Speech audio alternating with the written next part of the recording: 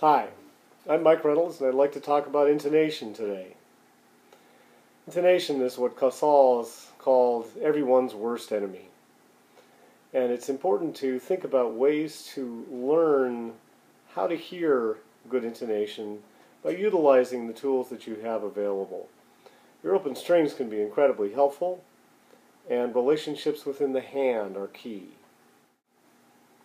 It's important to be checking constantly your relationships with open strings and within the hand to really find the center of a note. Octaves and fourths are the most useful tools for really narrowing down where that finger needs to be. It's also really important to tune your strings pretty tight, which means the fifths are as close as they can be without being out of tune, because if they're wide, it ends up being a problem the further down you go. By the time you get to your open C with open fifths, it really sounds pretty bad when you play with a violinist or with a pianist. I check particularly these notes when I'm playing. I check first finger relationships with the string above them. So for instance, this note, and then the A with the open D, and the first finger D with the open G. I also check, of course, the fourth finger with the open string below it. But it's also good to check your second finger with an octave. For instance, if you're playing the C on the A string,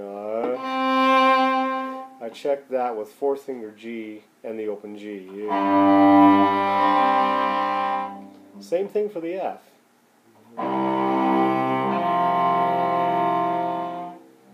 So you get a really true fourth. Fourths are tricky. They're either really good or they're horrible. Third fingers are also important to check. I check my third fingers by going downhill with force. So third finger on the G string, I check by doing this. And I check my third finger E on the C string by checking the force above it.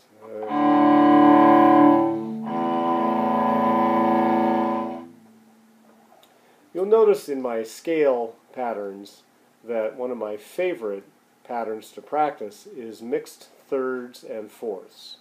So first you play the third, then you add the fourth to it. It's available in the PDFs that I have presented. So if I'm playing C major, I play the third first, then I play the fourth, then the next third, the next fourth in the key, then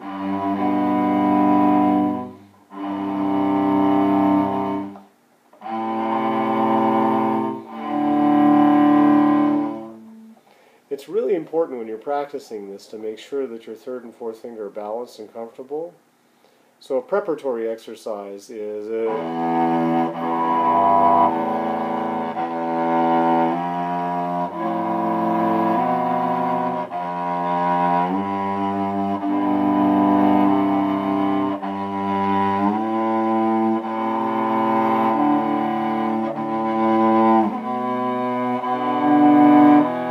and so forth, all the way up and all the way back down.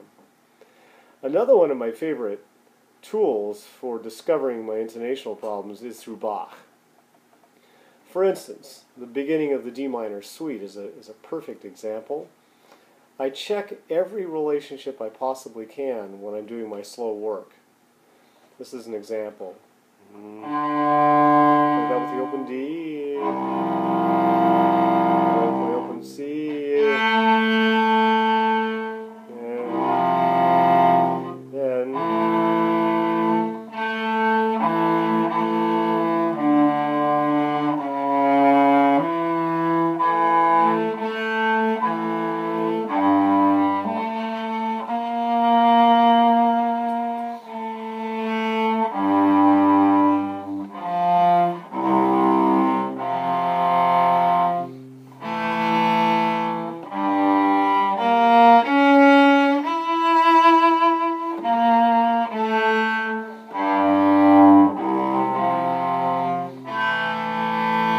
as you can see, all of the primary notes are notes that you can check with a fourth, or what I would call a distant fourth, an octave plus a fourth, or sometimes 2/4 in relationship to each other.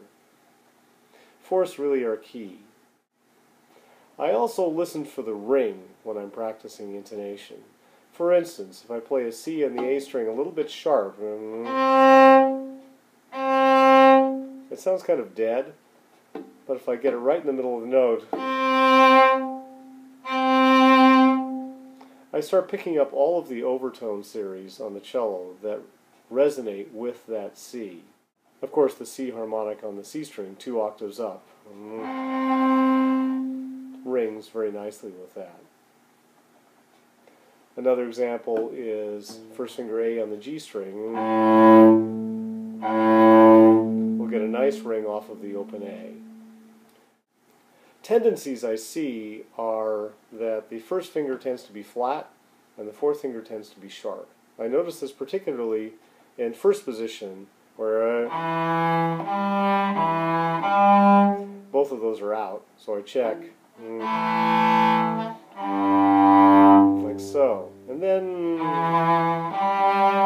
you get a nice ring on both notes. So when I'm practicing my scales, I check all these relationships as well. For instance, in D major,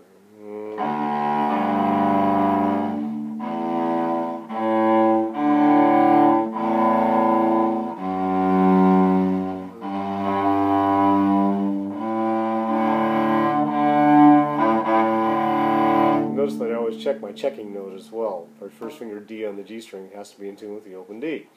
If you want to be really extreme, you can do this. That's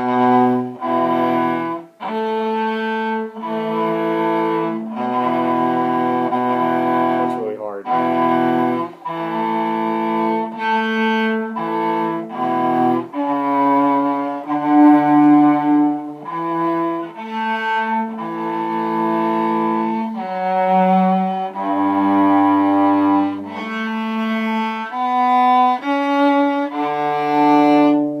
And so forth, all the way up and all the way back down.